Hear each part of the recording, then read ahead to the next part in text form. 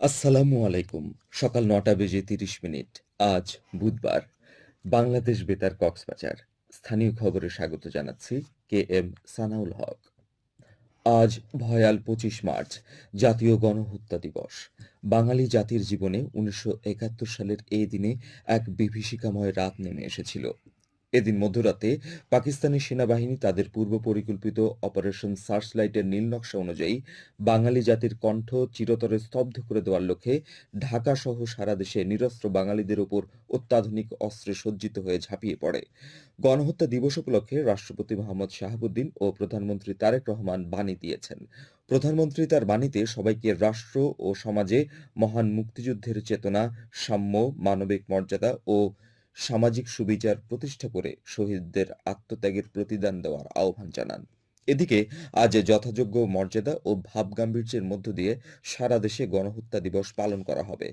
এ উপলক্ষে বিভিন্ন কর্মসূচি গ্রহণ করা হয়েছে।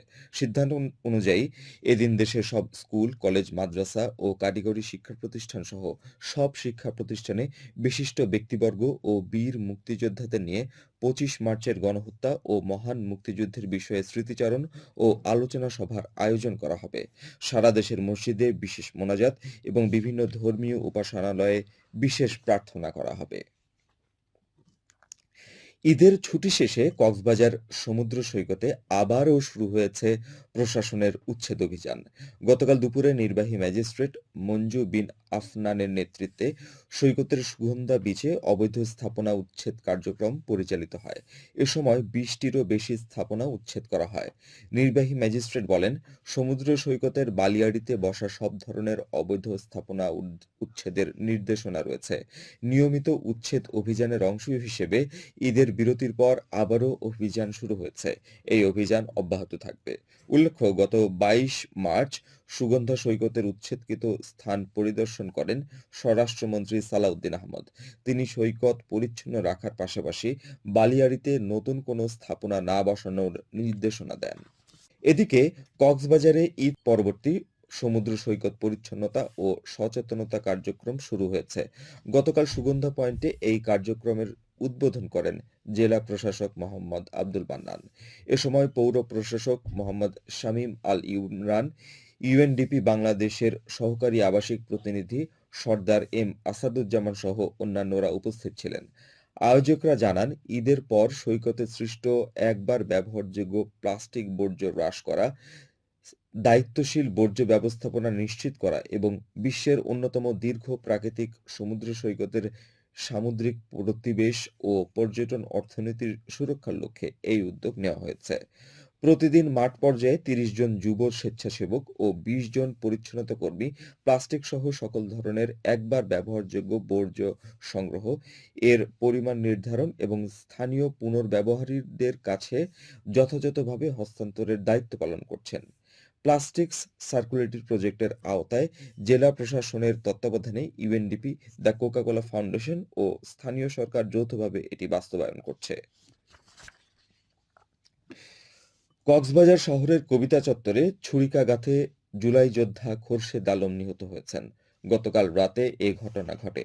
পুলিশ ও প্রত্যক্ষদর্শীরা জানায়, রাত ১০:৩০টার দিকে কবিতা চত্বর এলাকায় অবস্থানকালে অজ্ঞাত দুষ্কৃতিকারীরা খোরশেদ আলমের ওপর হামলা চালায়। এ সময় তাকে লক্ষ্য করে ছুরি দিয়ে আঘাত করা হলে তিনি গুরুতর আহত হন। পরে তার বন্ধুরা দ্রুত উদ্ধার করে কক্সবাজার সদর হাসপাতালে নিয়ে গেলে কর্তব্যরত চিকিৎসক তাকে মৃত ঘোষণা করেন। কক্সবাজার সদর মডেল থানার ভারপ্রাপ্ত কর্মকর্তা সমিউদ্দিন বলেন, ঘটনার সঙ্গে জড়িতদের শনাক্ত ও গ্রেপ্তারে কাজ চলছে। প্রত্যক্ষদর্শী ও তার ঘনিষ্ঠজনদের জিজ্ঞাসাবাদ করা হচ্ছে। দেশের নেতৃত্বে, জনগণের শক্তিত্বে আমরাই পারব যক্ষ্মা নির্মূল করতে। এই প্রতিপাদ্যে চকরিয়ায় বিশ্ব যক্ষ্মা দিবস পালিত হয়েছে। গতকাল উপজেলা স্বাস্থ্য কমপ্লেক্সে আয়োজিত অনুষ্ঠানে যক্ষ্মা রোগ প্রতিরোধ, সচেতনতা বৃদ্ধি এবং চিকিৎসা সেবা জোরদারের উপর গুরুত্বারোপ করা হয়। এ সময় উপজেলা স্বাস্থ্য কমপ্লেক্সের প্রধান ডাক্তার মোহাম্মদ জাইনুল আবেদিন, এনজিও প্রতিনিধি সহ অন্যান্য কর্মকর্তা কর্মচারী উপস্থিত ছিলেন। এদিকে দিবসটি উপলক্ষে উখিয়ায় আলোচনা সভা ও সচেতনতামূলক কার্যক্রম অনুষ্ঠিত হয়েছে। উপজেলা স্বাস্থ্য কমপ্লেক্সে আয়োজিত আলোচনা সভায় যক্ষ্মা প্রতিরোধ, নির্ণয় ও চিকিৎসা সেবা বিষয়ে বিস্তারিত আলোচনা করা হয়। উপজেলা স্বাস্থ্য ও পরিবার পরিকল্পনা কর্মকর্তা ডাক্তার এহসান উল্লাহ শিকদারের সভাপতিত্বে এতে আবাসিক মেডিকেল অফিসার, ডাক্তার, নার্স ও সংশ্লিষ্টরা উপস্থিত ছিলেন। আবহাওয়া এখন জানিয়ে দিচ্ছি বাঁকখালী নদীর মোহনা ও সংলগ্ন এলাকার সামুদ্রিক জোয়ার ভাটার সময়সূচি। আজ জোয়ার শুরু হয়েছে সকাল ৮টা ৫৫ মিনিটে, চলবে বিকেল ৩টা পর্যন্ত। সবশেষে পর্যটক বার্তা। পর্যটন নগরী কক্সবাজারে আগত ভ্রমণ পিয়াসুদের সাগরের পানিতে নামার পূর্বে সাবধানতা অবলম্বন করার জন্য অনুরোধ করা হচ্ছে। যারা সাঁতারে দক্ষ নন তাদের পানিতে বেশি দূর যাওয়া উচিত নয়। ভাটার সময় স্রোতের সাগরমুখী টান প্রবল হওয়ায় সাগরের গভীরে ভেসে যাওয়া এমনকি প্রাণহানির আশঙ্কা থাকে। সেই সাথে পর্যটকদের স্বাস্থ্যবিধি মেনে চলার পরামর্শ দেওয়া হচ্ছে।